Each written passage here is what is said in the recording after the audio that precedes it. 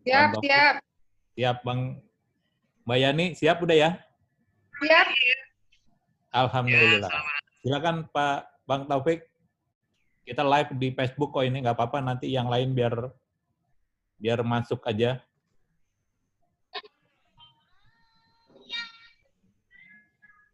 Oke.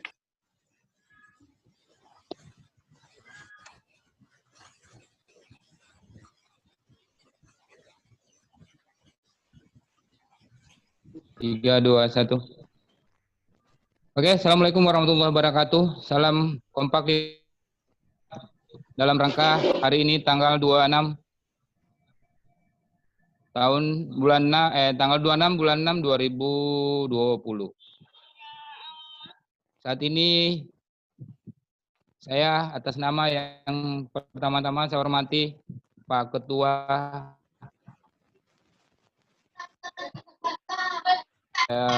Koperasi IKASMA 54, Pak Helmizar, Bung Jahir, Ketua IKASMA 54 tahun 83, yang tidak kalah pentingnya Bang Ruslan, angkatan, saya panggil abang aja ya Bang ya, nggak apa-apa Bang Ruslan, dan narasumber kita Bang Ruslan sebenarnya, dan narasumber kedua itu adalah Mbak Sri Mulyani. Tadi kami sudah berbincang-bincang dengan beliau dengan kondisi yang oke. Mempersingkat waktu akan kami serahkan ke Bang Jahir untuk memberikan patah dua kata sambutannya. Semoga bermanfaat buat kita semua. Silakan Bang Jahir, waktu dan tempat persilakan. Baik, Bismillahirrahmanirrahim. Assalamualaikum warahmatullahi wabarakatuh. Yang sama-sama kita hormati Pak Helmi sebagai Ketua Koperasi IKASMA 54. Yang saya hormati Bang Ruslan. Bang Ruslan ini kayaknya masih muda, tapi kayaknya angkatan 84 ini. Beliau angkatan 84, dan secara khusus ada Mbak Yani. Mbak Yani ini angkatan 88 yang saya juga hormati. Kawan-kawan sekalian, baik yang live di Zoom maupun yang sudah menyaksikan acara ini melalui Facebook.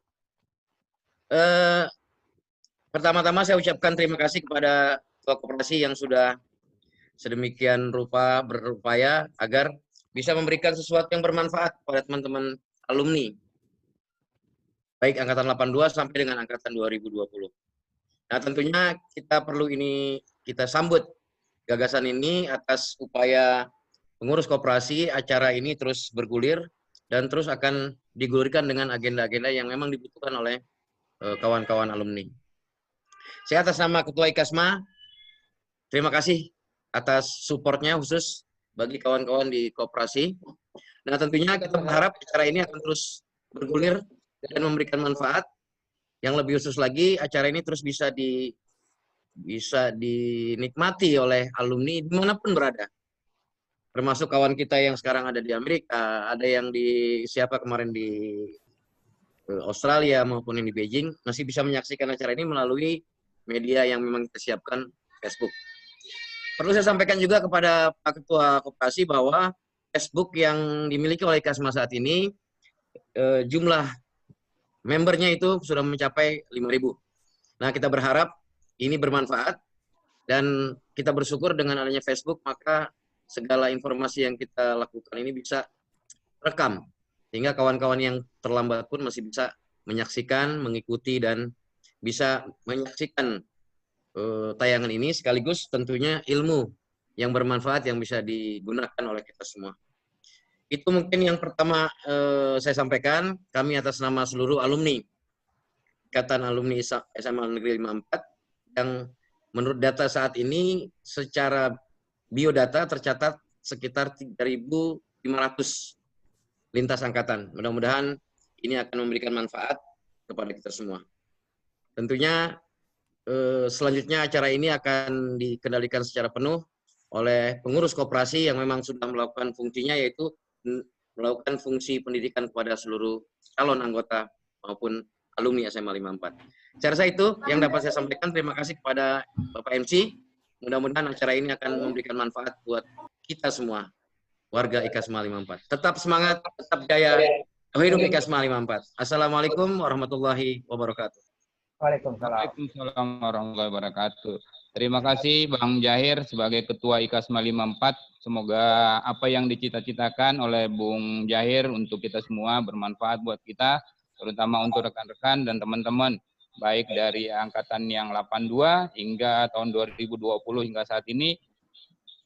Manfaat yang lebih banyak kita dapatkan adalah memang sinergi antara kita untuk kita. Jadi tidak ada orang lain di sini. Selanjutnya saya serahkan ke Ketua Koperasi IKASMA 54, Bang Helmizar untuk sebagai moderator untuk melanjutkan acara ini. Waktu dan tempat dipersilahkan. Baik, terima kasih Bang Taufik selaku MC dan terima kasih kepada Bang Jahir atas dukungannya. Acara ini dapat terlaksana pada sore hari ini. Mudah-mudahan acara yang kita sajikan sore ini bermanfaat buat teman-teman, terutama alumni. Assalamualaikum warahmatullahi wabarakatuh. Yang hormat para narasumber, Mbak Sri Mulyani, Angkatan 88, dan Bang Ruslan, Angkatan 84, serta teman-teman yang hadir di virtual pada sore hari ini. Bagi yang teman-teman yang sudah menyaksikan, kalau tidak tercover dengan suara yang ada di Zoom, bisa melihat di Facebook-nya IKASMA. Jadi hari ini kita akan membahas bagaimana sih peluang bisnis di masa COVID-19 ini.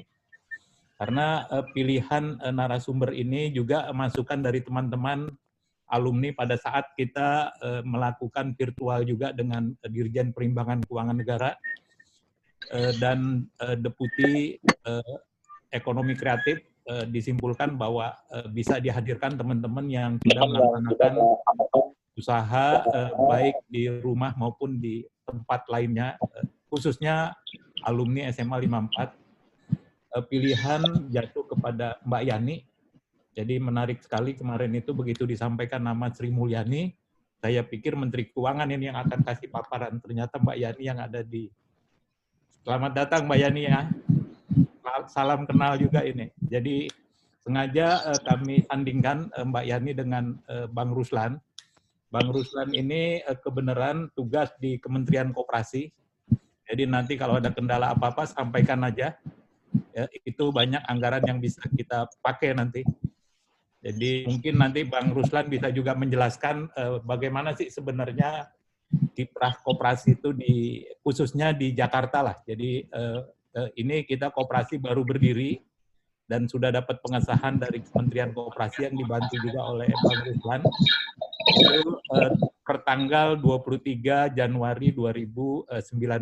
Jadi badan hukum kita sudah legal dan mudah-mudahan kegiatan ini menjadi kegiatan awal bagi suksesnya teman-teman alumni di dalam kita bergotong royong, terutama membangun ekonomi kerakyatan yang nantinya kita akan bisa maju sama-sama. Jadi saya tidak berpanjang lebar, mungkin saya minta dari Mbak Yani dulu untuk memaparkan bagaimana sih sebenarnya yang namanya hidroponik itu ya. Terus peluangnya itu di masa pandemi itu seperti apa? Dan kira-kira bagaimana kita membangun yang namanya hidroponik itu di lingkungan rumah tangga, dan bagaimana juga itu proses pemasarannya, dan berapa banyak juga kita harus modal untuk pengelolaan atau kita bisnis yang namanya hidroponik. Jadi kalau dilihat kondisi saat ini memang persaingannya cukup banyak ya di usaha hidroponik, karena dibutuhkan juga yang namanya kreativitas. Jika tetangga kita lebih banyak menanam kangkung, ya kita juga jangan menanam kangkung. Jadi nanti agak sulit. Mungkin itu aja gambaran kecilnya. Nanti ditambah penjelasan bagaimana kiat-kiat yang ada, terutama ketentuan yang mengatur usaha kecil menengah dan bagaimana juga koperasi IKASMA itu bisa maju, kita panggil pakarnya yang juga alumni angkatan tahun 84. Jadi saya persilakan ke Mbak Yani untuk bisa menjelaskan peluang bisnis tanaman hidroponik dan bisa dijelaskan juga analisa usahanya. Kami persilakan Mbak Yani sejelas-jelasnya. Jadi kita ada waktu sampai jam 17.30. Saya persilakan Mbak Yani. Ya, terima kasih atas kesempatan ini. Bismillahirrahmanirrahim. Assalamualaikum warahmatullahi wabarakatuh.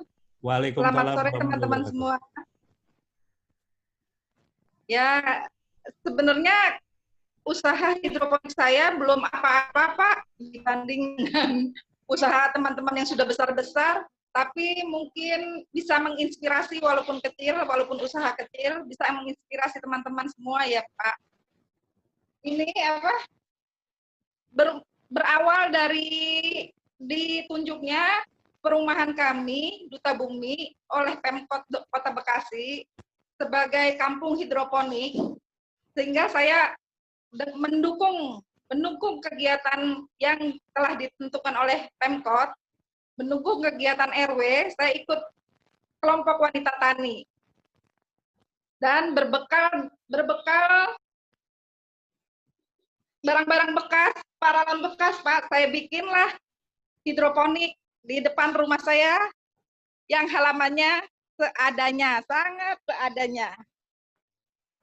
Boleh dilihat di sini.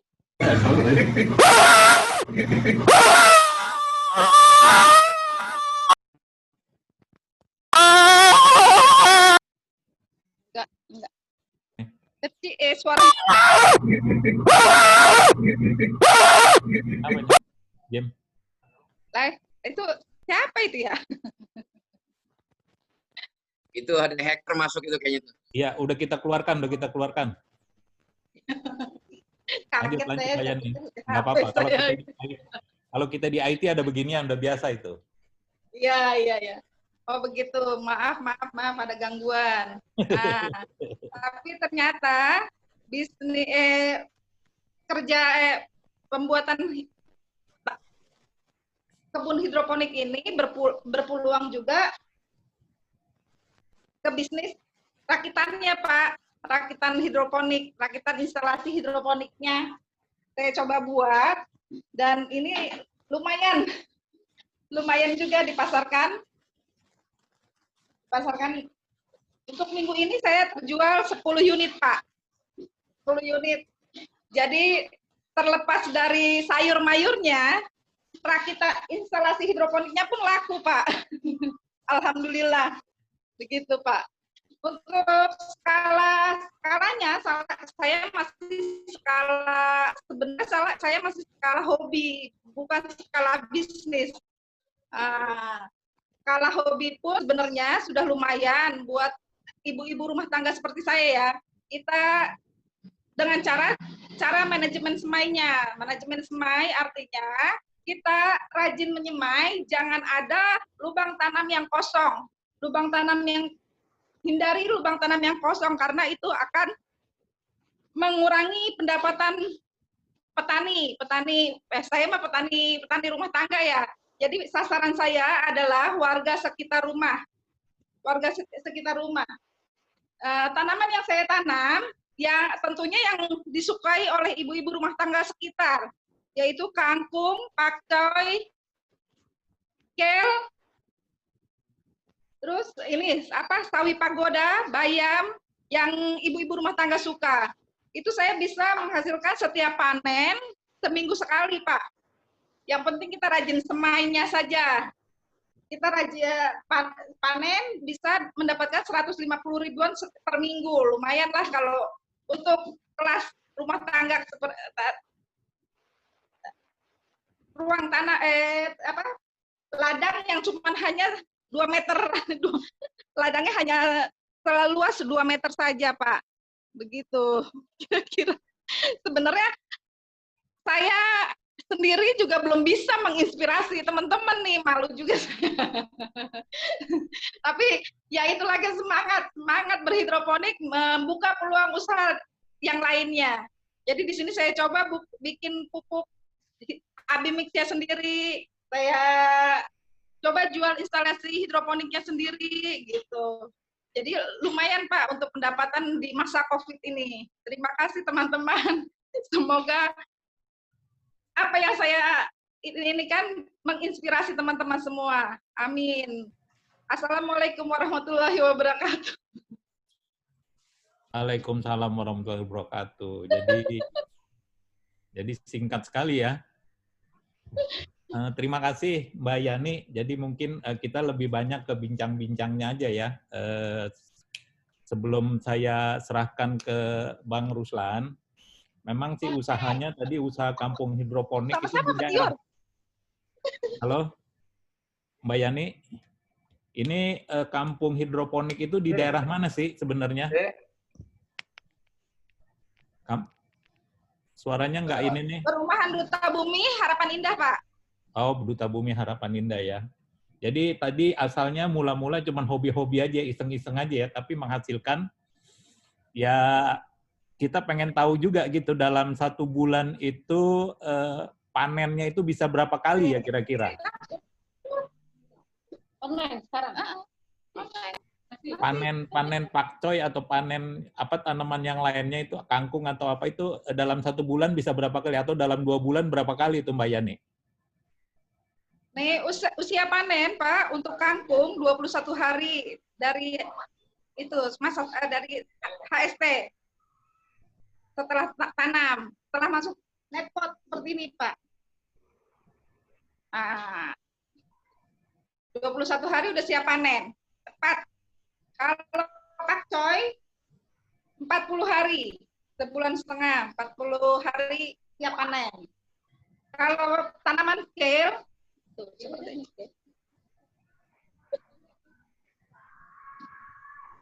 Kale. Jadi tanaman ya, ini pakcoy nih. Nah, ini kale.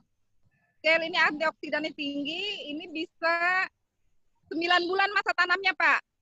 Bisa dipetik ya? Bawahnya dulu, 9 bulan masa tanamnya, bisa. Nih kangkung siap tanam, siap panen.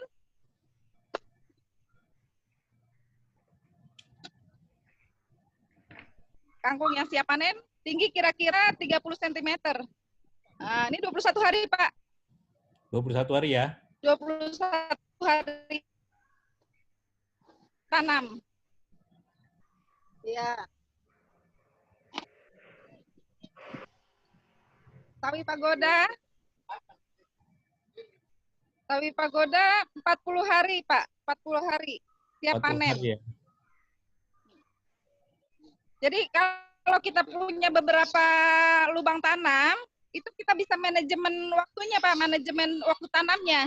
Kita bisa manajemen waktu tanam, misalnya nih, minggu pertama kita nyemai dulu kangkung, semai kangkung. Minggu kedua kita semai pakcoy. Ini pakcoy, Pak. Ini pakcoy ya. Terus tanaman-tanaman ini berpengaruh nggak dengan dengan cuaca yang ada di daerah Bekasi itu sendiri, Mbak Yani? Di sini juga ada ininya Pak, ada instalasinya, instalasi NFT nih.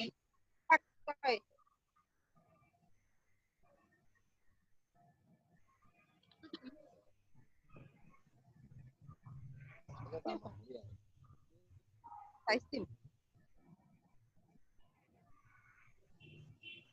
Ya, betul. Cuaca sangat berpengaruh, Pak. Kalau misalnya kita tanam salada, di Bekasi itu kurang maksimal tumbuhnya. Karena salada bagusnya di dataran tinggi. Tapi kalau jenis-jenis yang lain, itu alhamdulillah kita bisa tumbuh bagus juga. Alhamdulillah. Gitu. Itu di tanaman kangkungnya divariasi nggak kira-kira? Jadi tanam kangkung juga di dalamnya ada ikan lele itu kan yang lagi viral kayak begitu tuh iya, sekarang itu. Tuh. Iya. Ya. Tidak, saya tidak Pak. Saya khusus hidroponik. Kalau kangkung ditanam di ada lelenya itu namanya aquaponik Pak. Oh, aquaponik. Aquaponik, Ya. aquaponik itu hanya cocoknya untuk tanaman kangkung saja karena kangkung gampang tumbuh di mana aja. Gampang di air. Dengan kotoran ikan pun dia bisa tumbuh. Dengan Ya, memang hanya kotoran ikan. ada banyak juga yang tanya sih, yang teman-teman juga sudah pada coba itu nanam kangkung, tapi begitu ditanam kenapa kangkungnya kurus-kurus ya? Itu ada aturannya Pak, ada aturan nutrisi yang harus dikasih ke tanaman. Jadi minggu pertama setelah semai itu nutrisi yang kita berikan 400 ppm-nya Pak. ppm-nya 400. Ya? Nah, ini kangkung kecil nih. Iya, teman-teman juga pada nanya ini itu masih pada 400 dan sampai 600 ppm-nya.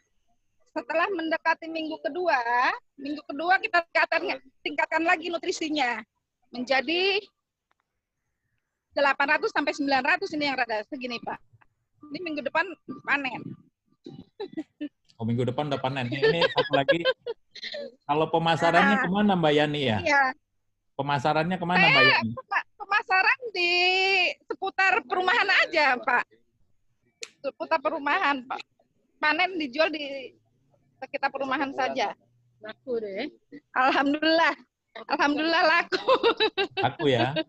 Enggak, saya baca-baca juga ini analisisnya itu ternyata kalau saya lihat analisisnya itu total modal keseluruhan itu di bawah 15 juta ya. Iya. Dengan modal kecil, itu 15 juta sudah skala bisnis tuh Pak. Udah skala bisnis skala ya? Bisnis. Nah, udah skala bisnis. Kalau saya masih skala hobi. Jadi belum bisa dikatakan pengusaha, Pak. Tapi nggak apa-apa lah untuk menginspirasi teman-teman ya, Pak ya. Iya, karena memang judulnya itu bisnis dalam rangka nanti kita pensiun nih. Jadi yang angkatan 83 itu rata-rata udah pensiun semua gitu. Jadi dia mau tanam apa lagi? Iya, coba bisnis ini lumayan, Pak. Dengan mempunyai 6.000 lubang saja, insya Allah 3 juta sih bisa masuk kantong dengan 2 orang pegawai begitu. Yang pernah saya pelajari di seminar-seminar hidroponik gitu loh Pak.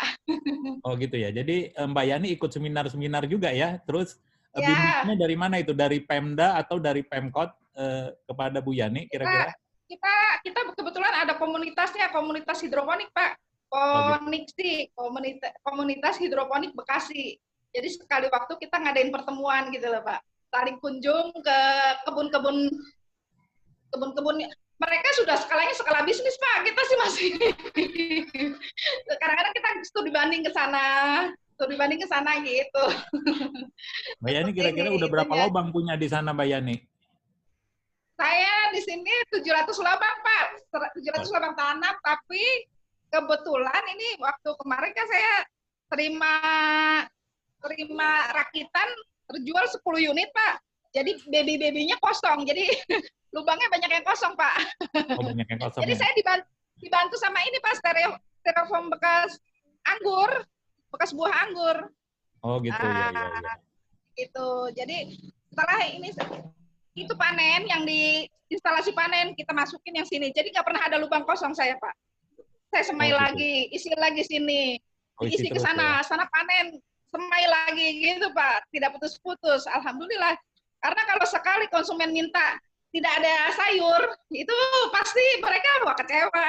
Jadi saya usahakan saya tidak telat Pak semai gitu. Itu karena telat karena saya kemarin keteteran yang order instalasinya Pak. Yang order instalasi. Gitu ya? Karena saya satu paket Pak. Saya jual instalasi satu paket dengan tanamannya agar konsumen langsung belajar, langsung aplikasi gitu loh Pak. Nah, gitu ya. Baik, tadi teman-teman dari IKASMA 54 datang ke sana ya. Itu bos-bos besarnya IKASMA loh Mbak Yani. Tadi aturan ditawarin ke mereka tuh biar supaya teman-teman. Mudah-mudahan pesan Pak, mudah-mudahan order. Ya, ada Bang Eri itu nanti dia pesan sama Bang Jahir, di sini juga ada Bang Tri. Amin ya robbal alamin. Mudah-mudahan order Satu Pak. lagi sebelum ke Pak Ruslan ini Mbak Yani, udah Ya. berapa lama sih Mbak Yani usaha hidroponik ini?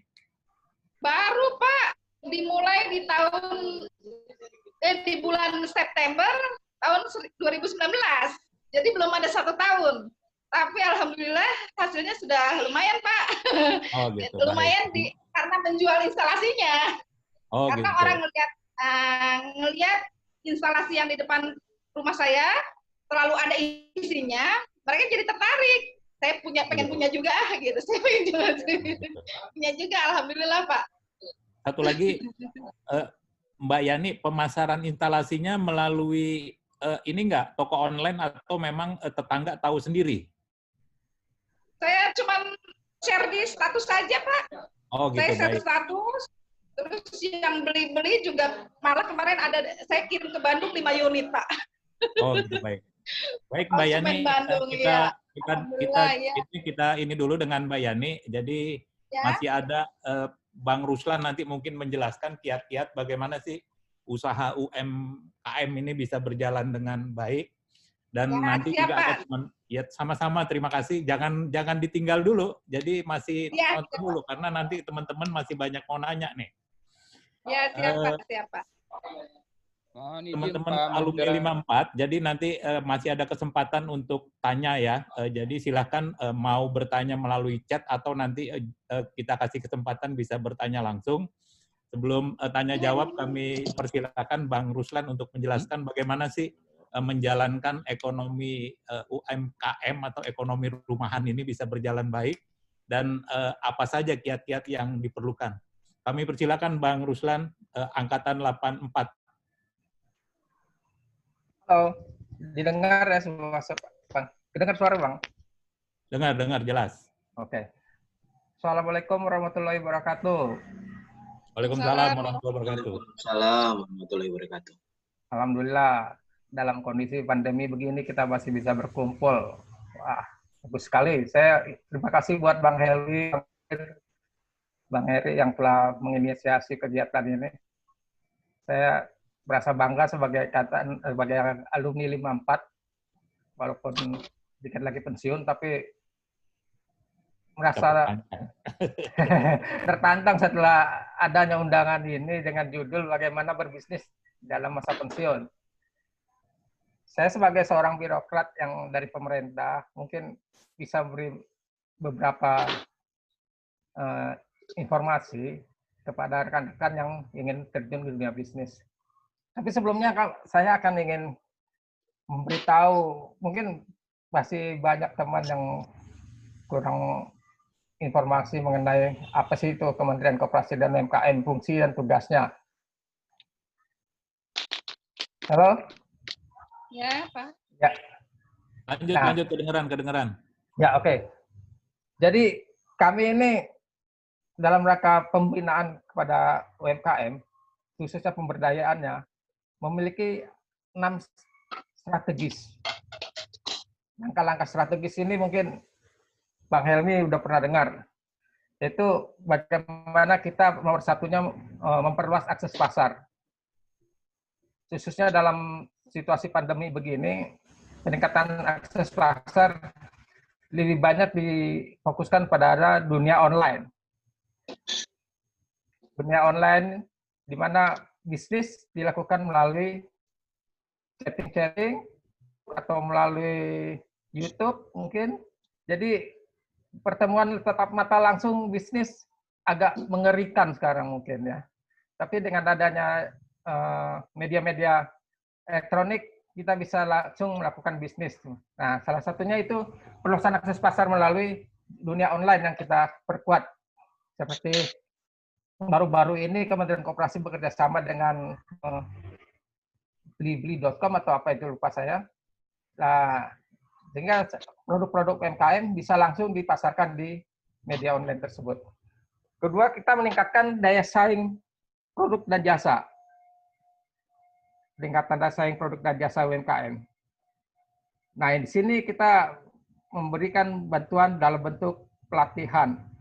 Bagaimana produknya bisa bersaing dengan produk-produk dari luar negeri atau mungkin bersaing dengan produk-produk usaha besar. Jadi kementerian memberikan bantuan dalam bentuk pelatihan bagaimana produk bisa lebih berkualitas dengan pelatihan vokasional mungkin, atau bagaimana produk itu bisa diterima pasar dengan membuat brand yang lebih menarik mungkin. Kedua, ketiganya mungkin bagaimana pengembangan kapasitas dan manajemen SDM UMKM. Nah, ini juga telah kami lakukan. Dalam masa pandemi seperti sekarang ini, Kementerian Koperasi dalam rangka pengembangan kapasitas dan manajemen SDM UMKM ini, kita melakukan pelatihan melalui sistem online. Beberapa pelatihan kita lakukan secara online, dan kemarin juga ada sekitar 2 pelatihan telah saya sampaikan kepada Pak Zahir untuk teman-teman agar terlibat. Bagaimana pelatihan yang kemarin itu bisnis, bagaimana bisnis produk, apa itu saya lupa juga, tapi sudah saya sampaikan Pak Zahir. Dan strategi keempat itu akselerasi pembiayaan dan investasi. Di mana di sini Kementerian Koperasi dalam masa pandemi ini membantu UMKM dalam mengakses kredit lebih mudah, khususnya kredit usaha rakyat. Dalam pandemi sekarang ini, UMKM yang ingin akses KUR, kredit usaha rakyat, mungkin persyaratannya diringankan. Persyaratan diringankan, tidak dipersulit. Kalau ada yang masih kurang dokumen, mungkin setelah berikutnya mungkin bisa menyusul. Untuk berikutnya, strateginya itu kemudahan dalam berusaha. Jadi, UMKM diberi kemudahan untuk berusaha. Dalam hal ini itu izin perizinan dipermudah. Nah, tapi dalam masa pandemi ini semua dilakukan sistem online. Jadi, dipermudah izinnya melalui sistem online. Dan juga dengan lakukan yang strategi berikutnya itu kita melakukan koordinasi lintas sektoral. Nah, salah satunya ini mungkin koordinasi lintas sektoral non formal dengan Pak Helmi dan Pak Zahir semua teman-teman. Berikutnya mungkin saya ingin memberitahu kepada teman-teman, mungkin ingin tahu skala apa itu UMKM, skala mikronya gimana, skala menengah. Untuk skala usaha mikro itu asetnya minimal 50 juta ke bawah. 50 juta ke bawah itu usaha mikro. Aset dengan omset sekitar 300 juta ke bawah. Sedangkan usaha kecil 50 juta sampai dengan 500 juta. Sedangkan omsetnya sekitar 300 juta sampai dengan 2,5 miliar. Itu untuk usaha kecil. Dengan usaha menengah, asetnya itu sekitar 500 juta sampai dengan 10 miliar. Dengan omset sekitar 2,5 miliar sampai dengan 50 miliar. Usaha besar itu aset 10 miliar ke atas, dengan omset 50 miliar ke atas. Jadi itu skema ini perbandingan antara usaha mikro, kecil, dan menengah. Kalau petani bisnis di bidang hidroponik 15 juta itu berarti masuk usaha mikro. Sebagaimana kita ketahui jumlah UMKM di Indonesia termasuk usaha besar itu sekitar 64 juta lebih, Pak. 64 juta lebih, 94 juta 500 sekian. Dari situ itu yang termasuk usaha besar sekitar 0,01%. Kecil. Cuma 5 ribuan itu usaha besar. Namun dari 5.000 orang itu mereka bisa menguasai pangsa pasar ekonomi Indonesia. Buktinya mereka bisa memberikan PDB kepada pemerintah sekitar 38%. Padahal mereka cuma ada 0,01% dari pelaku ekonomi nasional. Yang menyebabkan mereka bisa memberikan PDB sekitar 38% itu karena pangsa ekspor. Ekspor 85% dikuasai oleh usaha besar. Jadi untuk itu maka kita sekarang Kementerian Koperasi dan UMKM lebih fokus bagaimana supaya UMKM itu juga mampu lebih banyak ekspor sesuai dengan program Pak Jokowi ekspor. Dan ini terus kami lakukan melalui pelatihan-pelatihan. Dan insya Allah kalau ada pelatihan-pelatihan lagi, saya informasikan kepada Pak Zahir atau Pak Elmi, sehingga teman-teman anggota IKASMA 54 bisa langsung ikut partisipasi, karena semua pelatihan dilakukan dengan gratis secara online melalui Zoom. Berikutnya mungkin saya ingin ingatkan para teman-teman, Kementerian Koperasi itu fungsinya tuh di kegiatannya itu apa? Salah satunya itu untuk melaksanakan strategi ini, kami melakukan kegiatan-kegiatan melalui deputi. Jadi di Kementerian Koperasi itu ada 5 deputi. 1 sekretariat. Sekretariat ini dipimpin oleh Sekretaris Menteri, dan deputi ini operasionalnya. Deputinya itu deputi strukturisasi usaha. Di sini kegiatannya itu melakukan memperkuat koperasi UKM agar yang tadinya lemah bisa menjadi kuat. Tidak minum obat kuat, tapi kita kasih kegiatan penambahan usaha. Salah satunya itu melalui pelayanan usaha terpadu, PLUT, Pusat Layanan Usaha Terpadu, di mana setiap daerah ada PLUT ya. Di situ UMKM atau pelaku usaha bisa berkonsultasi manajemen mengenai pemasaran, finansial maupun produk, serta kebutuhan-kebutuhan lain yang ingin dipertanyakan. Kemudian juga ada deputi kelembagaan. Deputi kelembagaan ini berfungsi bagaimana meningkatkan kapasitas kualitas daripada koperasi di Indonesia. Misalnya bagaimana seorang anggota koperasi supaya lebih loyal kepada koperasinya sendiri. Bagaimana badan hukum itu dibentuk, bagaimana keanggotaan lebih kuat. Dan undang-undang serta peraturan dibuat di deputi kelembagaan untuk memperkuat koperasi Indonesia. Cuma selanjutnya ada deputi pembiayaan. Kami deputi pembiayaan itu berfungsi melaksanakan kegiatan untuk mendukung akselerasi pembiayaan serta investasi bagi UMKM dan koperasi. Contohnya pembiayaan non-bank misalnya. Pembiayaan non-bank itu ada program UMI, Ultra Mikro, yang ditetapkan oleh PNM, itu bisa diambil oleh ibu-ibu rumah tangga. Satu orang mungkin dapat 5 juta dan bayar per bulan. Yaitu yang non-bank. Yang bank itu kredit usaha rakyat, KUR. Yang salah satu persyaratannya yaitu usaha sudah berjalan 6 bulan. Karena KUR yang dilihat adalah usahanya. Kalau usaha sudah jalan dan dilihat kapasitas yang mampu untuk mengembalikan pinjaman, mungkin KUR itu bisa cair. Untuk usaha mikro sekitar 50 juta satu orang.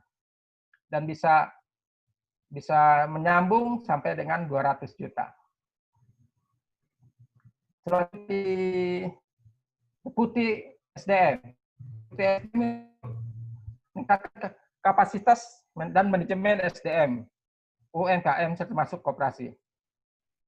Di situ mungkin khusus untuk koperasi, ada pelatihan untuk peningkatan kemampuan dan pengetahuan tentang koperasi, khusus bagi pengurus koperasi, atau bagi anggota-anggota, misalnya alumni SMA 54, ingin meningkatkan pengetahuan tentang perkoperasian, bisa nanti kita ajukan ke deputi SDM. Atau peningkatan kewirausahaan bagi anggota koperasi. Kita juga menyediakan pelatihan kewirausahaan itu khususnya bagi anggota-anggota koperasi. Misalnya pelatihan kewirausahaan bagi ibu-ibu calon pensiun, bapak-bapak calon pensiun, atau anggota koperasi calon pensiun, pelatihan kewirausahaan. Jadi pelatihan kewirausahaan ini luas, siapa aja bisa. Yang penting ada usulan dari yang bersangkutan dalam bentuk surat. Surat minta bantuan dilaksanakan pelatihan bagi anggota koperasi IKASMA 54 khusus untuk kewirausahaan. Kemudian juga ada pelatihan khusus untuk masyarakat, yaitu pelatihan vokasional. misalnya pelatihan vokasional bagaimana membuat misalnya macam hidroponik ini, mungkin bisa kita minta bantuan ke Deputi SDM, pelatihan vokasional hidroponik bagi anggota Koperasi Alumni 54. Dan nanti kalau suratnya sudah masuk, mungkin saya bisa bantu Pak Helmi untuk memprosesnya. Berikutnya itu Deputi Pengawasan. Nah, ini Deputi Pengawasan berfungsi untuk mengawasi pelaksanaan kegiatan usaha daripada koperasi. Apakah kegiatan koperasi itu sudah berjalan sesuai dengan anggaran dasar dan anggaran rumah tangga? Apakah pengurus itu telah menjalankan sesuai dengan fungsinya? Apakah manajer telah melaksanakan perintah yang tertulis sesuai dengan program kerja yang diberikan oleh pengurus? Itu semua Deputi Pengawasan yang melaksanakan. Dan apabila ada pelanggaran akan ditindak. Seperti kita ketahui bahwa dari 150.000 koperasi setelah ada Deputi Pengawasan itu yang dibatalkan badan hukumnya itu udah ribuan. Yang tadinya sekitar 150.000 lebih, sekarang tinggal 115 ribuan koperasi di Indonesia. Tapi saya yakin masih ada orang-orang yang kompeten dan semangat untuk memajukan koperasi Indonesia, termasuk Bang Haji Helmi yang telah membuat koperasi alumni SMA 54 ini. Semoga koperasi kita tetap jaya. Dan Pak Helmi mungkin nanti bisa memberi informasikan saya apabila butuh pelatihan atau butuh modal yang akan saya diproses, mungkin saya yang akan bantu. Tapi karena baru sekarang kita aktif berkomunikasi karena Pak Helmi sibuk di DPR sibuk, jadi mungkin kita siap melihat tahun ini walaupun dalam pandemi corona, tapi saya kira corona kita bisa lupakan karena ada nona-nona yang lebih kita perhatikan. Berikutnya saya rasa untuk persiapan pensiun ini.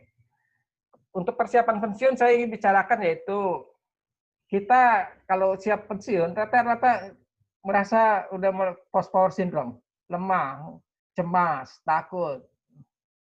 Oleh karena itu saya rasa mereka ini perlu diberi suntikan karena tidak harus lemah ketika akan memasuki masa pensiun.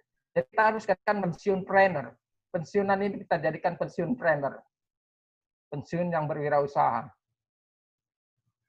Bagaimana sebelum mereka masuk dalam dunia pensiun planner, kita sebagai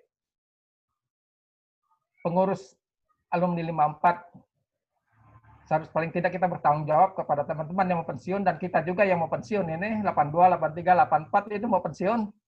Nggak lama lagi, itu paling lama 3 tahun. Jadi paling tidak kita pertama harus siapkan pelatihan dulu untuk mereka. Persiapan pelatihan bagi pensiun ini, pensiun planner ini. Dengan materi yang pertama itu kita harus berubah, bagaimana merubah mindset mereka tentang entrepreneur. Kita masukkan mereka entrepreneurs mindset. Jadi apa itu entrepreneur? Apa itu wirausaha, sehingga kita harus berwirausaha. Karena salah satu ciri orang untuk menjadi seorang entrepreneur adalah tangguh, kuat, dan mampu menghadapi tantangan. Itu aja. Kalau udah mampu tangguh, tak kuat, dan mampu menghadapi tantangan, itu kita udah bisa masuk ke dunia entrepreneur. Terus mungkin pelatihan materi yang begitu, pelatihan berbisnis. Bagaimana berbisnis.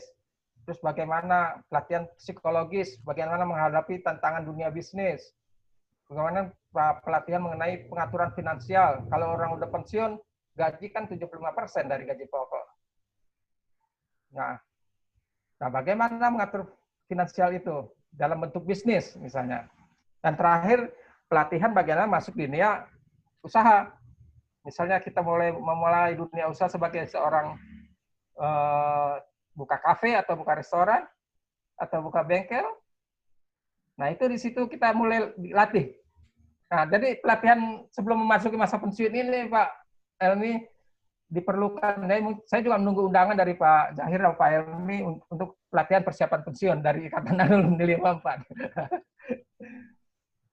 Tapi mungkin ada beberapa strategi dalam menghadapi pensiun ini akan saya sampaikan kepada teman-teman, yaitu pertama mungkin sebelum memasuki di dunia pensiun planner ini, yaitu pertama kita dalam memilih bisnis itu harus pertama yaitu yang kita sukai dulu lah. Itu yang paling kita sukai. Karena kalau kita udah pensiun kan di rumah aja itu paling ngurus cucu. Ya, saya lihat foto cucunya Pak Haji Helmi juga sering foto-foto cucunya gitu ya. Gendong cucu.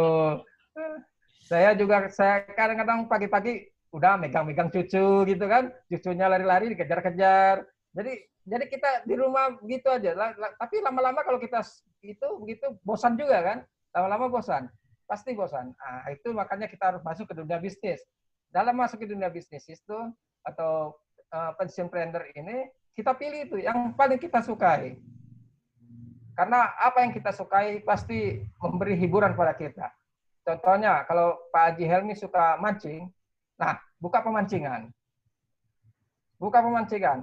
Kalau sudah pemancingan terbuka, undang teman-teman yang suka mancing. Ayo mancing di sini gratis. Setelah mancing, kasih kartu nama. Sebarkan ke teman-temannya. Jadi, nanti makin lama makin ramai yang mancing dan Pak Haji Helmi juga terhibur karena ngeliat orang mancing dapat ikan, senang perasaan gitu ya. Jadi itu yang kita sukai dulu. Yang strategi kedua yaitu manfaatkan relasi bisnis. Waktu kita kerja kan banyak tuh teman kerja, banyak relasi di luar kerja kita. Nah itu kita manfaatkan. Kita undang mereka makan di pemancingan itu, makan, mungkin mereka menyebarkan, atau kita buka kafe atau resto, kita undang gratis dulu. Nggak apa-apa sehari rugi, tapi nambah 350 hari kita untung. Jadi satu hari kita ajang makan, selesai makan, dosen, nanti berikutnya bayar. Strategi ketiga yaitu jangan terlalu mengambil target yang muluk-muluk. Baru pensiun, buka usaha, mentargetnya muluk-muluk. Mau untung besar, mau usahanya besar. Jangan dulu. Yang penting adalah usaha jalan dulu. Kalau udah usaha jalan, biarkan mengalir. Kalau untung, kalau rugi, ya rugi. Biasa aja. Karena ini semua adalah hikmah dari seorang pensiun planner memanfaatkan posisi ini. Strategi berikutnya itu kalau sudah mau memasuki dunia bisnis, yang betul-betul bisnis, harus memanfaatkan orang lain. Kita memanfaatkan keahlian kita dan pengalaman kita. Kalau kita ahli tentang ahli masak, kita buka kafe atau restoran. Kalau kita ahli pengajar, kita buka kursus atau sekolah-sekolah. Dengan bantuan orang lain, kita undang orang lain sebagai pengajar atau sebagai juru masak kalau kita buka-buka restoran. Itu kalau kita udah masuk dunia bisnis yang mencari untung. Kalau yang 3 ke atas tadi itu dunia bisnis dalam rangka menghibur setelah kita pensiun. Nah sekarang kita masuk dunia bisnis yang mau mencari untung. Artinya pengalaman dan keahlian dimanfaatkan. Dari keahlian kita sebagai seorang IT misalnya, kita buka sesuatu yang bersifat IT. Pengalaman kita yang bidang-bidang lainnya kita manfaatkan sesuai dengan keahlian kita. Tapi dengan mengundang orang lain sebagai pekerja yang ahli. Kita suka sekolah, kita panggil orang pengajar yang ahli pengajar. Mungkin juga IT, kita panggil yang ahli IT. Kita sebagai pimpinan untuk memimpin perusahaan atau bisnis itu. Terakhir yaitu ya kita memanfaatkan orang lain yang benar-benar ahli. Karena yang ahli itulah yang bisa menguasai perusahaan bisnis ini berjalan. Dan yang penting lagi, kita harus ambil orang yang kita percayai. orang yang kita percaya itu adalah aset. Karena orang inilah yang terlibat langsung dalam proses bisnis ini dan mengetahui alur masuk finansial di perusahaan ini. Nah, itu orang yang kita percaya itu aset. Saya kira demikian Pak Haji, masukan dari saya. Tentang jenis-jenis bisnis itu banyak sekali jenis-jenis peluang usaha bagi pensiun planner ini, yaitu misalnya buka bengkel, toko kelontong, toko alat-alat tulis, atau mungkin buka alat pemancingan atau properti dan macam-macam lagi. Yang penting adalah niat. Itu makanya saya tadi balik kembali bahwa kita perlu pelatihan agar mereka mempunyai jiwa kewirausahaan atau entrepreneur mindset. Itu yang pertama kita harus coba, bahwa kita harus bisa menjadi seorang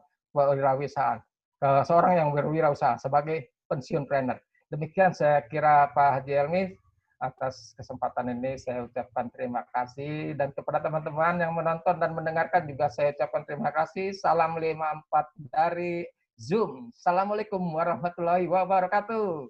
Waalaikumsalam warahmatullahi wabarakatuh. Terima kasih Bang Ruslan. Jadi inilah berkat pandemik COVID-19 itu banyak yang bisa kita dapatin. Kalau tidak ada COVID kita nggak bisa ketemu mungkin kali. Jadi kita sibuk dengan urusan kita masing-masing. Jadi tadi sudah banyak dijelaskan. Yang terhormat teman-teman IKASMA 54, terutama pengurus IKASMA 54 inilah. Jadi koperasi itu sebenarnya di awal itu lebih ditekankan kepada pendidikan dulu. Jadi yang disampaikan oleh Bang Ruslan itu jelas, dia juga sudah men-share yang namanya pelatihan online dari Kementerian UMKM itu melalui Zoom. Itu bisa diakses lagi, mungkin nanti minta bantuan sama Bang Tri, itu bisa di forward lagi ke teman-teman, itu gratis sama sekali. Beberapa kali kita ikut Zoom juga, ada beberapa pertanyaan, bagaimana sih permodalan, tadi juga sudah dijawab oleh Bang Ruslan. Pemodalan itu mulai dari aset yang mikro sampai dengan usaha yang besar. Terus selanjutnya adalah bagaimana kita berusaha untuk pensiunan, itu juga menarik sekali. Jadi sebelum saya lanjut, saya sapa dulu. Assalamualaikum Pak Muhni. Pak Muhni ini kepala sekolah di SMA 54. Assalamualaikum Pak Muhni, masih ada ya? Jadi tadi juga penjelasan dari Bang Ruslan itu sangat rigid sekali ya, sangat jelas sekali. Kewenangan-kewenangan yang ada kelembagaan di Kementerian Koperasi yang bisa nanti kita jalankan bersama-sama. Jadi tujuan Koperasi IKASMA adalah membangun kegotong royongan usaha kawan-kawan, terutama UMKM yang ada. Jadi itu yang akan kita lakukan. Selanjutnya adalah yang juga disampaikan tadi beberapa strategi bagaimana pensiunan untuk berusaha. Terus kita juga tidak bisa terburu-buru dengan target yang muluk-muluk. Dan kita juga harus bisa berkomunikasi baik dengan orang lain yang juga nantinya akan menjadi mitra kerja kita di dalam usaha. Mungkin itu aja dari saya. Kami persilahkan kepada teman-teman yang ingin bertanya. Di sini ada di chat ada pertanyaan juga khusus buat Mbak Yani itu. Harga instalasinya itu sebenarnya berapa sih Mbak Yani? Kalau alumni itu beli dapat diskon nggak kira-kira? Coba bisa dijelaskan sedikit masalah instalasinya. Jadi kalau kurang modal nih tadi sudah jelas sama Bang Ruslan. Silakan Mbak Yani. Untuk instalasi Bang Helmi ya, kita untuk yang bajaringan ada 52 hole lubang 52 lubang tanam. Kita jual 1.250.000 sudah lengkap. Berikut TDSEC. TDSEC itu alat ukur nutrisi. Tanaman baby. Kenapa saya lengkapi dengan tanaman baby? Agar konsumen langsung aplikasi, langsung praktek.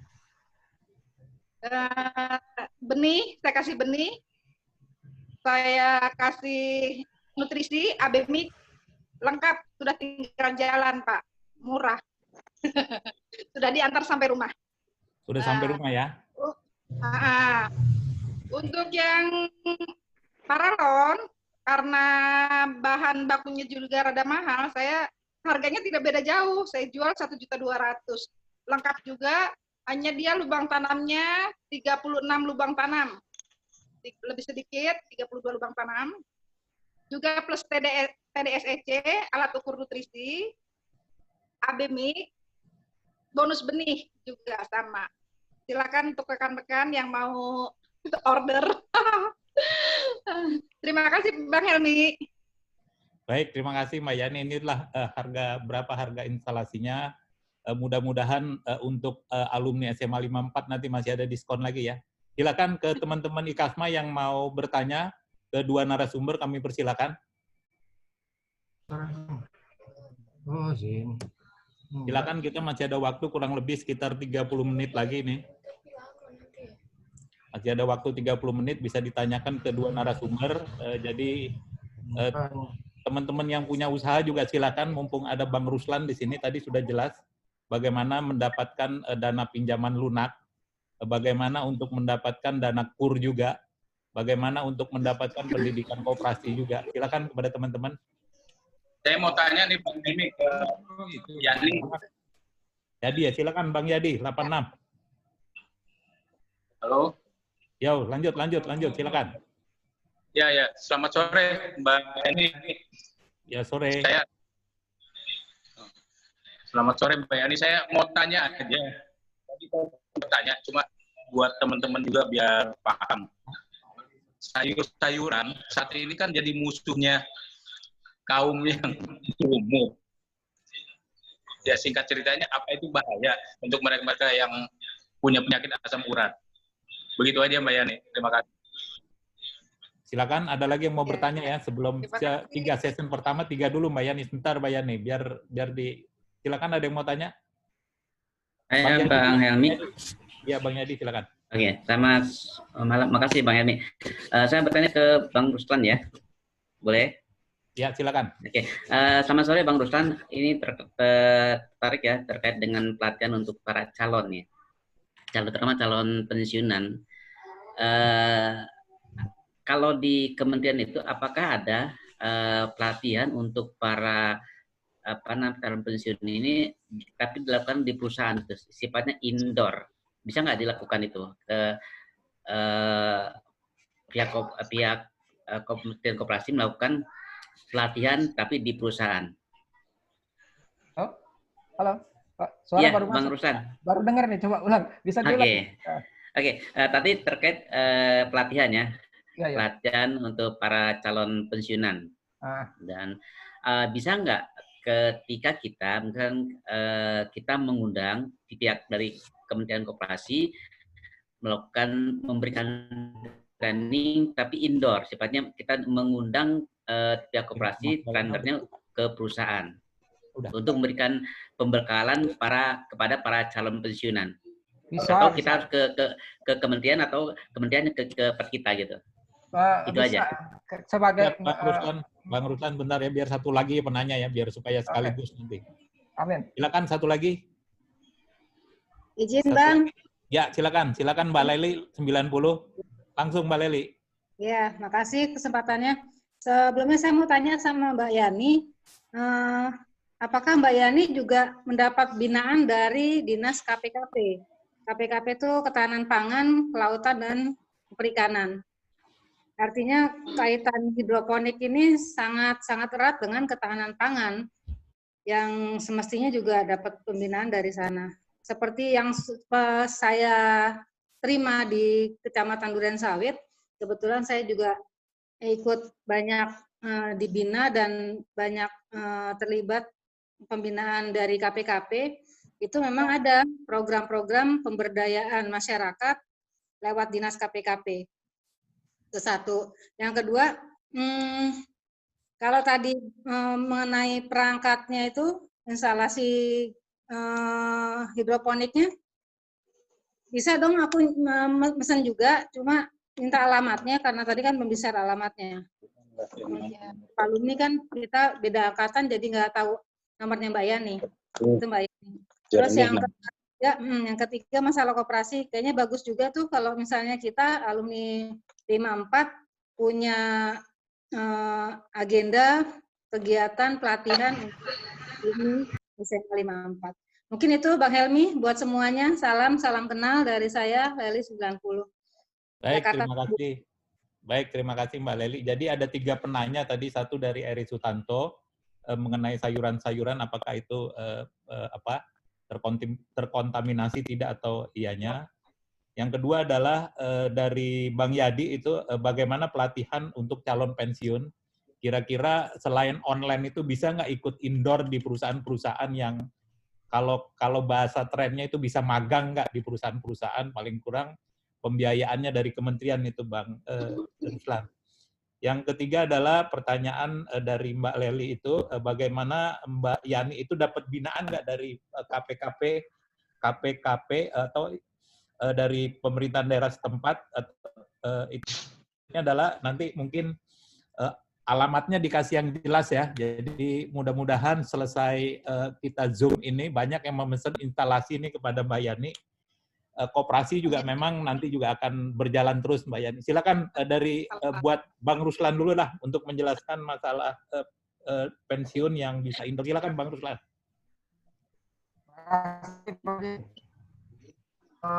Jadi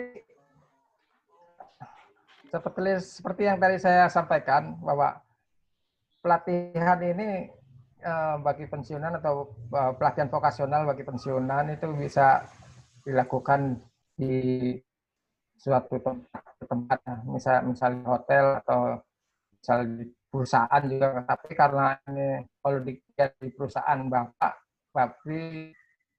itu harus menggunakan anggaran perusahaan Bapak. Ya. Tapi kalau dilakukan di luar kantor Pak, di hotel atau di lokasi lain, ditanggung oleh pemerintah, khususnya Kementerian Koperasi. Tapi dengan syarat ada permintaan dari yang bersangkutan dalam bentuk surat. Dalam masa pandemi saat ini, pelatihan kami lakukan dalam bentuk Zoom untuk saat ini. Tapi kalau misalnya ingin dilakukan indoor, mungkin bisa diatur posisi sesuai dengan kondisi COVID, yaitu satu orang ke orang berikutnya 2 meter. Jadi kalau misalnya 30 orang, kita butuh luas ruangan 300 meter persegi ya gitu ya. Jadi saya kira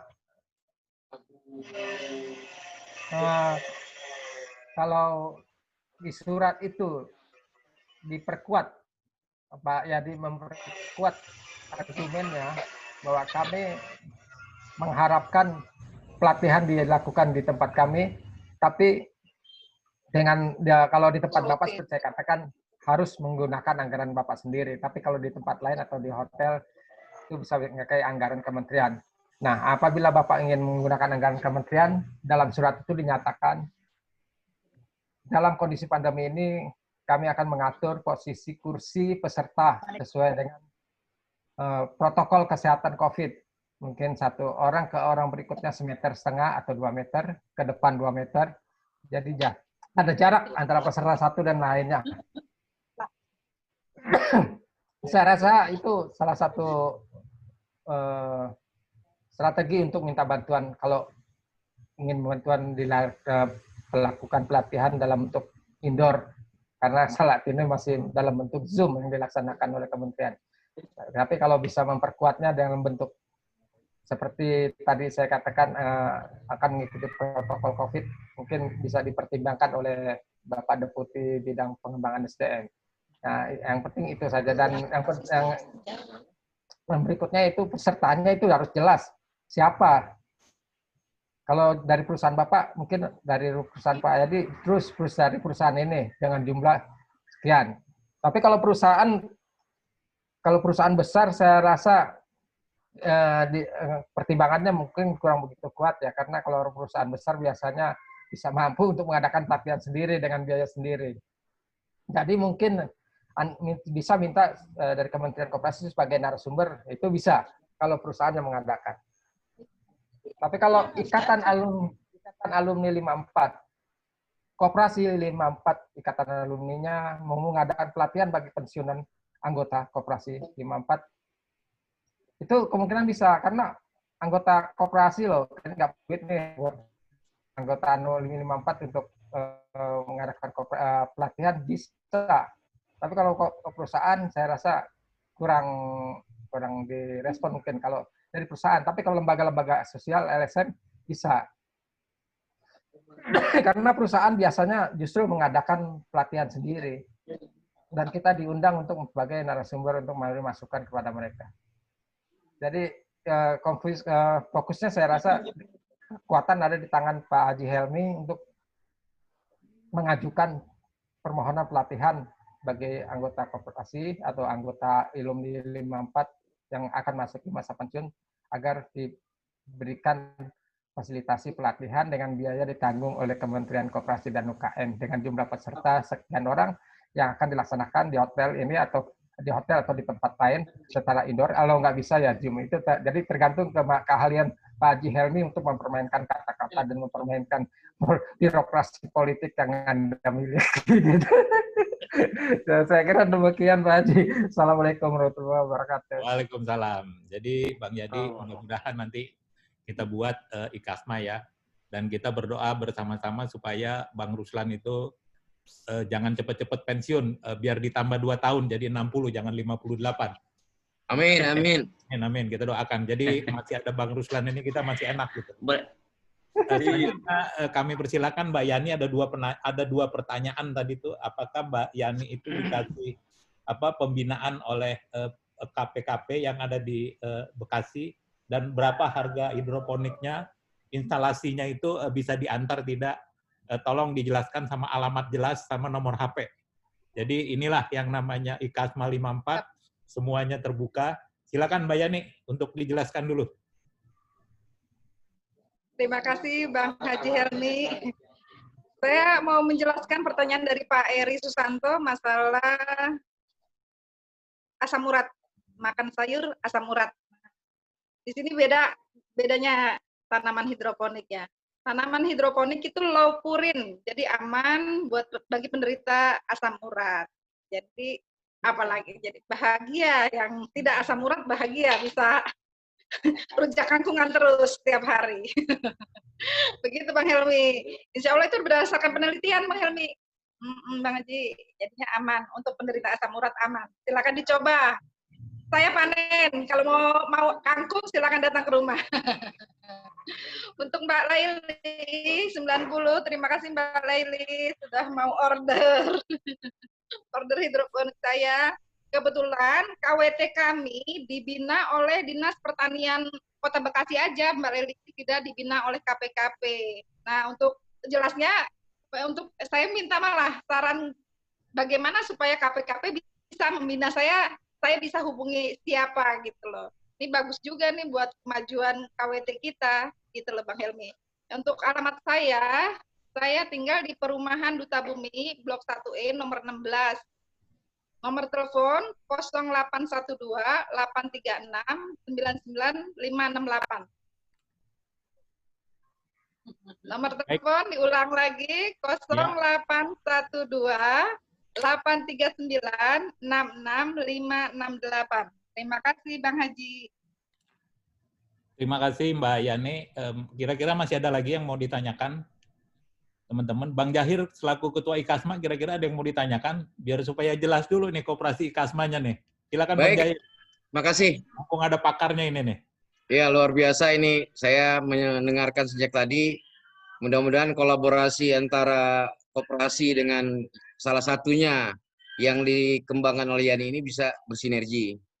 Nah, tentunya saya sangat berharap informasi ini insya Allah akan didengar walaupun sebagian teman mungkin baru ngelihat ntar malam, tapi paling tidak informasi itu bisa sampai ke mereka. Nah, tentunya saya berharap ini peran aktif dan kiat-kiatnya Bang Helmi nih yang akan terus mendorong supaya teman-teman kita bisa berkolaborasi. Kita bersyukur kepada Allah Pak Ruslan, saat ini ada 257 ya, sesuai dengan kapasitas grup WA itu ada 257 peserta. Tapi saya yakin nggak semuanya, pasti ada yang hanya sekedar mendengar, hanya mengikuti. Tapi nanti insya Allah hasil ini akan saya serahkan kepada Pak Helmi sebagai Ketua Koperasi, karena saya di IKASMA ini bagian woro-woro. Jadi data ada di kita, dibantu oleh Mas Tri dari Angkatan 90, kemudian nanti diolah oleh Bang Helmi bagaimana mengkolaborasikan kekuatan ini menjadi sebuah kekuatan yang lebih besar. Itu Bang Helmi salah satu yang kami harapkan, mudah-mudahan melalui Zoom ini akan lahir gagasan-gagasan yang dahsyat ya, yang bisa kita kembangkan dari 54 buat 54 dan kita kembangkan untuk alumni SMA 54. Kita doakan mudah-mudahan Bang Helmi tahun 2014 jadi menteri lah paling enggak ya. Jadi kita lebih gampang ya urusannya. Bang Ruslan kita naikin jadi menteri aja. Menteri apa bro? Dirjen lah ya. Biar jadi gampang urusan koperasi. Amin. Saya rasa itu aja. Terima kasih. Baik, terima kasih Bang Jair. Kira-kira masukannya menjadi perenungan kita bersama. Jadi kita kurang lebih sudah 5.000 ya. Jadi jumlah alumni kita juga sudah banyak dan kita bisa juga kemarin juga kita sudah diskusi dengan Pak Trenggono juga kalau kita mau maju ya kebersamaan usaha itu harus kita mulai. Silakan kalau penanya dari kawan-kawan alumni ini di sini masih banyak teman-teman masih. Izin Pak Ketua. Silakan Pak Taufik, Bang Taufik. MC mau nanya juga nih sama Bang Ruslan terutama. Assalamualaikum Bang Ruslan. Bang Ruslan monitor. Ya monitor terus langsung. Ya, Waalaikumsalam. Siap Bang Ruslan. Kebetulan satu sama-sama kita dari Sulawesi Selatan kayaknya nih. Satu pertanyaan saya singkat tentang pelatihan koperasi ini ya terutama kita yang ya memahami sistem koperasi itu bagaimana caranya berjalan. Tapi sistematis yang ada sekarang karena zaman-zaman dulu koperasi kan sama sekarang udah agak sedikit berbeda. Ini apalagi Bang Ruslan tadi bilang sistemnya online. Ya, mungkin di online. Nah, kalau kita bisanya sih kalau online kayaknya kurang mengena gitu Bang Ruslan ya. Mungkin bisa dimonitoring ke teman-teman koperasi yang ada sekarang, apalagi yang diketuai oleh Bang Helmi, untuk diikut sertakan dalam pelatihan. Walaupun 2-3 orang atau 5 orang ya Bang Ruslan harus sekarang punya kurikulum ekstra nih untuk kita-kita, untuk kemajuan kita bersama koperasi ini. Sebab dukungan koperasi ini amat sangat membantu ke teman-teman yang lain, terutama yang Mbak Sri Mulyani tadi. Mungkin butuh apa dan sebagainya, bagaimana cara di koperasi itu berjalan, bagaimana sistematis itu berjalan. Singkat cerita saya, pertanyaan saya, tolong di arrange waktunya, kapan kita harus berkolaborasi dengan Bang Ruslan untuk sekedar dasar-dasar koperasi yang harus kita pahami.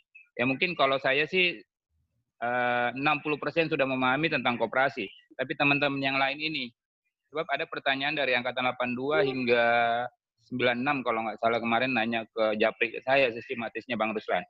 Hanya itu aja Bang Ruslan, terima kasih, sukses selalu, semoga kita semua dilindungi sama Allah Subhanahu Wa Taala. Assalamualaikum warahmatullahi wabarakatuh. Waalaikumsalam. Silakan Bang Ruslan langsung jawab aja. Makasih Pak Haji. Lebih banyak saran-saran tadi, silakan. Ya. Tadi saran dari Bang Taufik itu ya bagus sih ya. Kalau nggak bisa satu alumni, ya bisa nggak dari satu koperasi, bisa 1-2 orang diikutkan pelatihan gitu ya. Nah, tapi ya sesuai dengan prosedur yang berlaku ya untuk mendapatkan suatu pelatihan ya harus ada surat permintaan dari lembaga atau kelompok tertentu. Nah, lebih bagus lagi kalau kita lakukan pelatihan dalam satu kelompok daripada 1-2 orang aja seperti usulan Pak Taufik tadi ya. Nanti kalau kita latih satu kelompok langsung dari satu koperasi itu kita memiliki pemahaman tentang perkoperasian. Jadi satu koperasi itu bisa mengerti semua tentang perkoperasian. Karena dalam satu kelas pelatihan ada 30 orang. Jadi 30 orang ke satu kelas, kita latih mengenai pengetahuan tentang perkoperasian misalnya.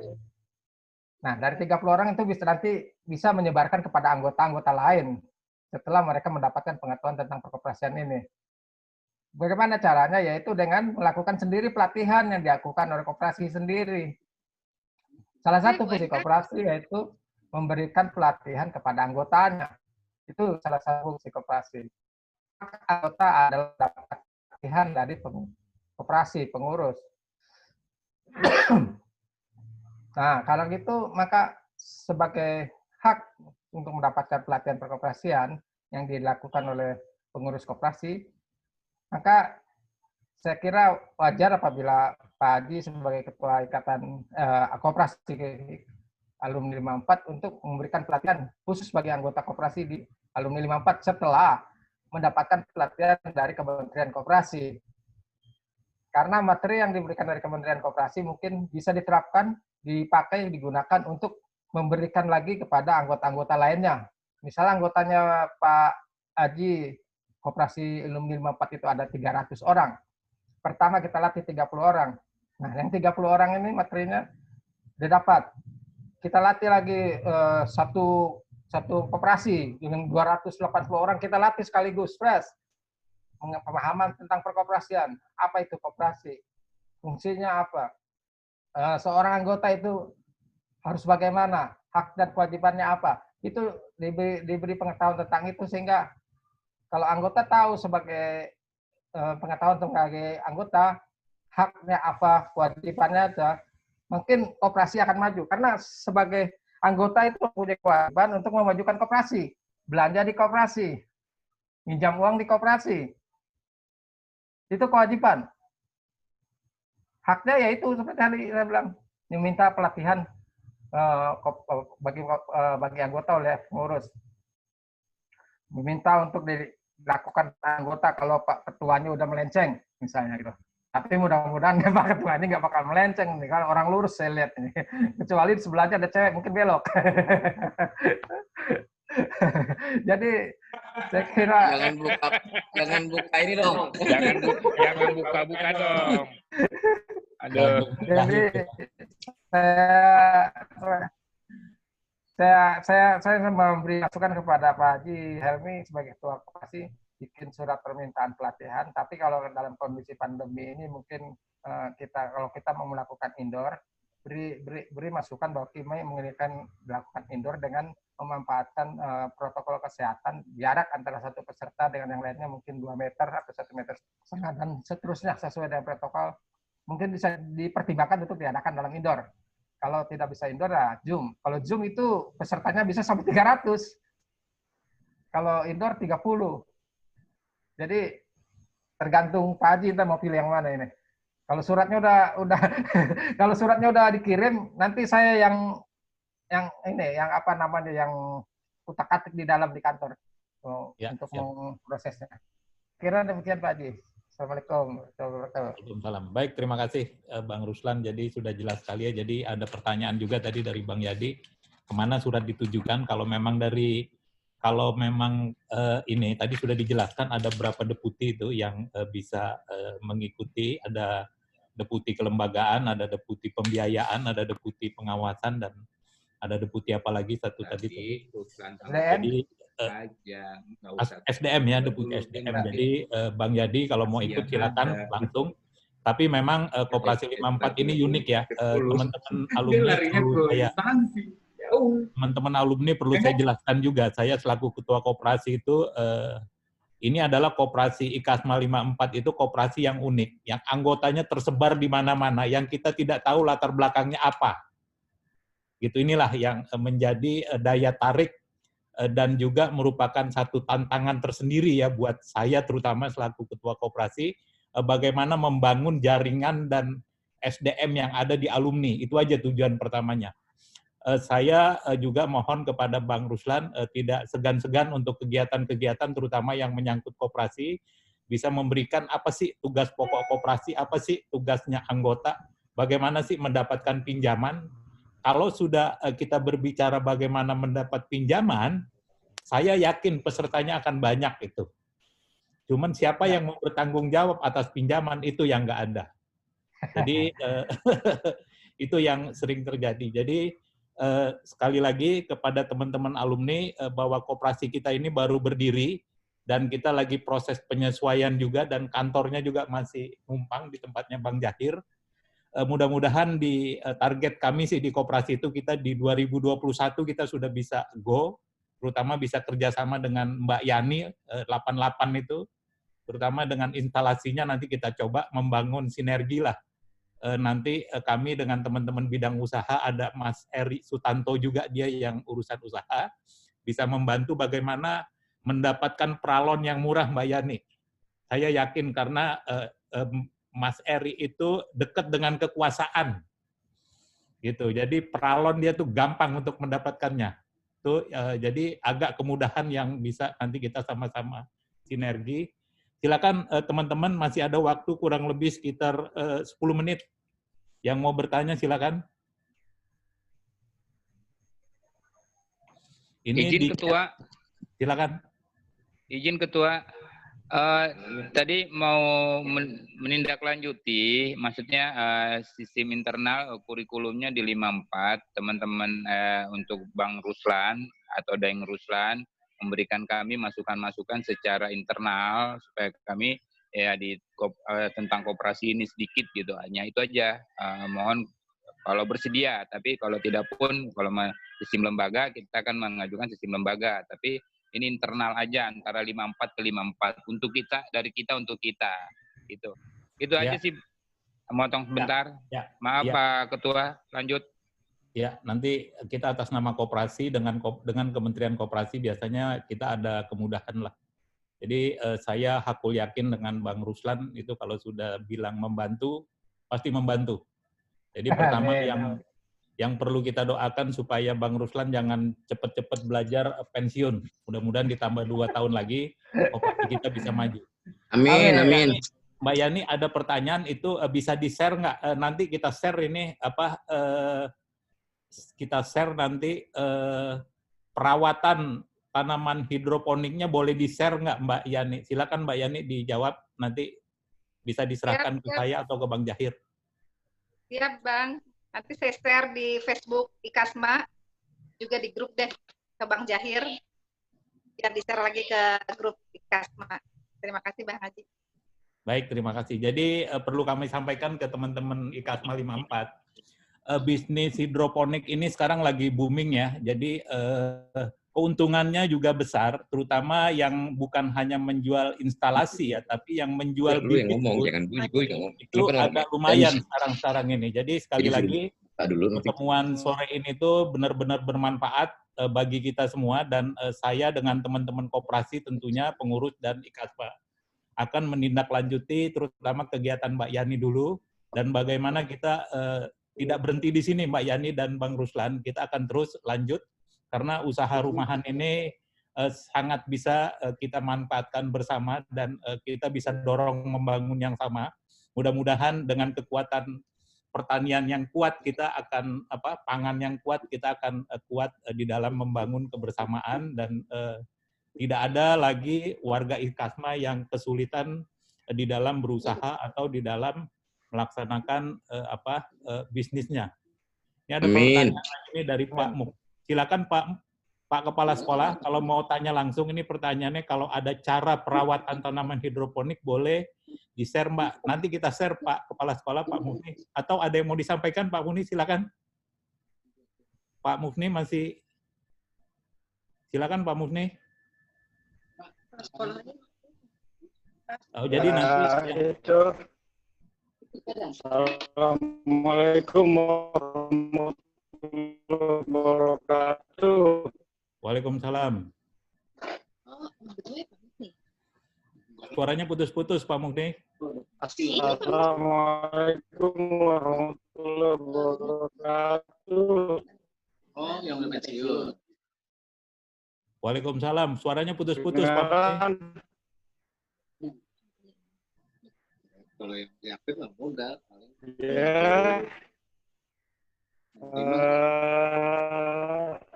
Itu menarik. Putus-putus ya? Menarik itu tanam di halaman kan? Iya. Ini berarti ya. Sambungannya internet ya. Padahal di luar ini. Sudah bisa. Sudah jelas. Untuk hidroponiknya, putus-putus. Kelihatannya Pak mungkin ada kendala teknis, nanti mungkin bisa ditanyakan melalui chat Pak Ketua. Ya, baik Pak Musni, nanti kita ini kan ya, mungkin sinyal ini. Silakan kita masih kasih kesempatan satu penanya lagi yang baik ke Bang Ruslan. Kalau urusan ke koperasi Bang Ruslan, serahkan ke pengurus koperasi dan IKASMA. Mudah-mudahan kita bisa bersinergi. Mungkin ke Mbak Yani ada yang mau ditanyakan lagi. Mbak Irma, masih ada Mbak Irma? Halo? Ini 2000 belum. Halo. Ya, silakan Pak Muhni.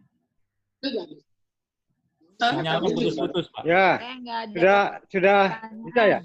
Sudah. Masih putus-putus. Ya, udah bagus.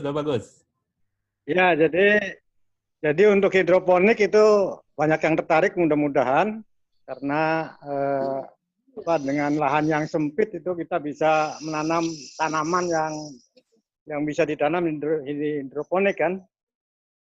Nah, dengan adanya buku atau cara petunjuk yang bisa kita baca terlebih dahulu, itu barangkali bisa menarik minat pada semua anggota yang punya waktu lah gitu.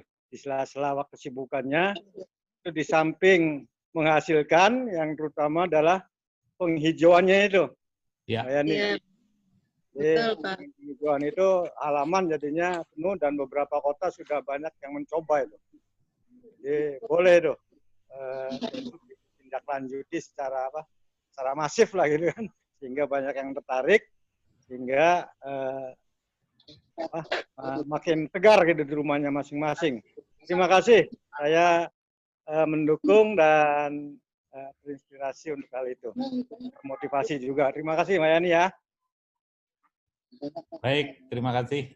Kira-kira ada yang mau disampaikan Mbak Yani buat teman-teman? Jadi ini bukan pertemuan yang terakhir dan pertama, jadi kita akan berlanjut. Saya yakin nanti kita akan buat kiat-kiatnya. Di sini ada Bang Jahir yang bisa membantu Mbak Yani, dan di sini juga ada Mas Eri, ada Bang Tri juga. Mudah-mudahan kita bisa bersinergi di dalam membangun hidroponik, terutama buat teman-teman yang punya lahan kecil. Jadi dengan lobang 700 saja sudah hidup lumayan kata Mbak Yani, apalagi nanti 5.000. Gitu. Mudah-mudahan ke depannya akan. Silakan Mbak Yani untuk closing-nya, kami persilakan. Ya, terima kasih teman-teman semua. Senang banget hari ini saya bisa berbagi cerita, berbagi inspirasi buat teman-teman. Saya yakin usaha hidroponik ini amat sangat enak dijalani oleh orang-orang seusia kita ya. Karena kita hijrah dari makan sayur yang di pasar yang disiram dengan air-air yang kotor, kita bisa makan sayur sehat. Kita juga meningkatkan daya ingat, waktu kita semai kita harus, wah ini harus rokulnya harus tetap basah, ini harus sudah berdaun berapa, masa panen berapa. Jadi daya ingat kita tuh bagus loh Pak, benar. Semangat yang mau berhidroponik, saya tunggu pesanannya. Salam semangat buat semua warga IKASMA 54. Baik, terima kasih Mbak Yani. Assalamualaikum warahmatullahi wabarakatuh. Waalaikumsalam warahmatullahi wabarakatuh. Terima kasih Mbak Yani penjelasannya. Waalaikumsalam warahmatullahi wabarakatuh. Terima kasih Mbak Yani dan teman-teman sekalian yang mengikuti kegiatan Zoom pada sore hari ini. Kita sudah menunjukkan pukul 17.30. Mungkin nanti acara saya kembalikan pada MC. Sebelum kami tutup, perlu saya sampaikan juga bahwa makan sayur itu sangat penting.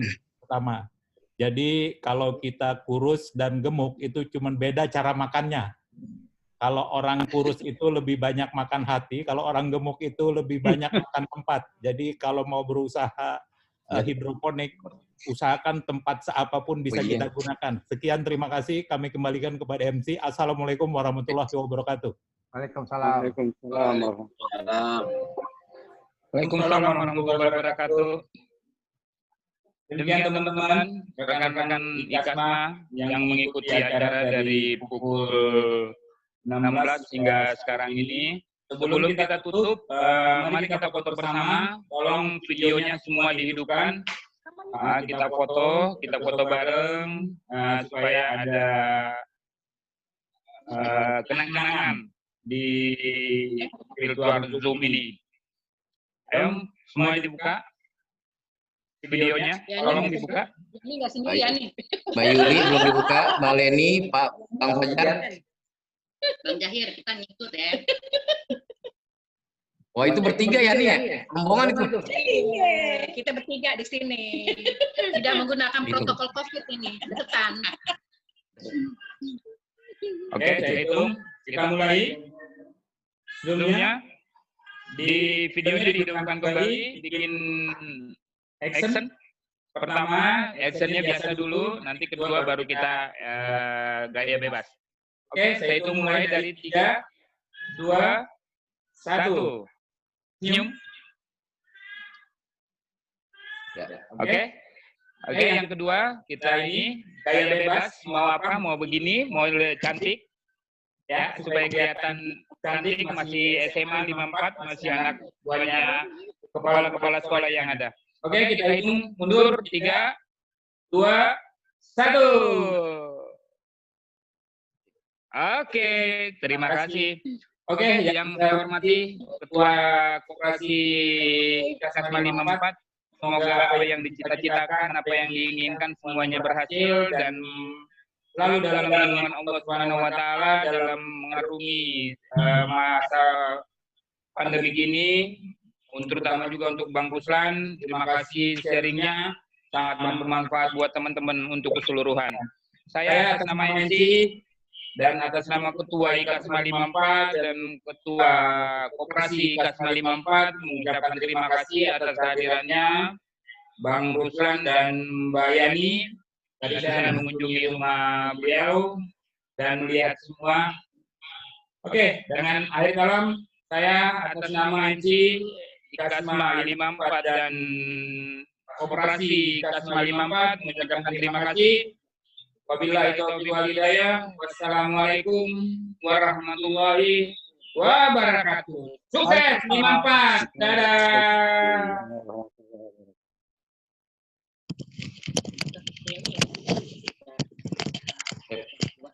Oke, yang masih mau ngobrol-ngobrol mungkin Bang Helmi, teman-teman mau sharing-sharing di luar dari tema atau mungkin dari kangen-kangenan. Ya, dipersilakan, masih dibuka mungkin Bang Helmi. Rijoko jangan ngumpet ini, sekretaris. Ya, sekarang jangan ngumpet. Ya, ngomong-ngomong, siapa yang mau kangen-kangenan, mau nanya di luar tema atau di dalam tema, nggak apa-apa. Gimana Pak Sekretaris, Pak Tri? Ya, di kopi, tapi ada detail yang harus ditanyain lagi sih tadi, tapi offline aja nanti. Oh, Mbak Yani ada ya? Mbak Yani, saya butuh detailnya Mbak. Supaya bisa kalau boleh saya cantumin di web, kan lebih enak. Oke Mbak Yani, ada pertanyaan Mbak Yani? Ini ngobrol-ngobrol santai. Kalau Pak Ketua Koperasi mau live, tidak apa-apa, tapi sekretaris jangan disulit dulu. Nanti mati semua. Baik, saya rasa kita ucapkan selamat mempersiapkan sholat maghrib buat teman-teman yang di Zoom maupun yang ada di Facebook. Sampai menunggu informasi berikutnya dari Kasma 54 di program berikutnya yang akan kita share ke seluruh komunitas. Saya rasa demikian, saya izin pamit. Assalamualaikum warahmatullahi wabarakatuh. Waalaikumsalam warahmatullahi wabarakatuh. Kalau ada kapal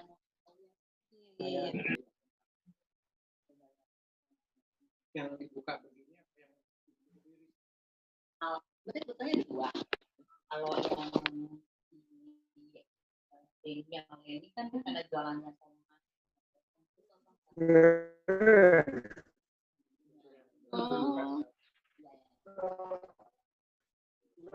Kalau itu kan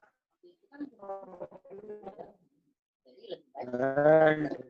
Aden. Iya.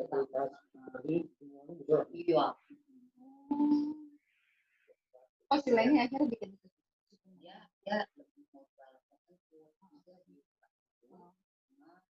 somai. Udah mulai lumayan, orang itu emang harus begitu.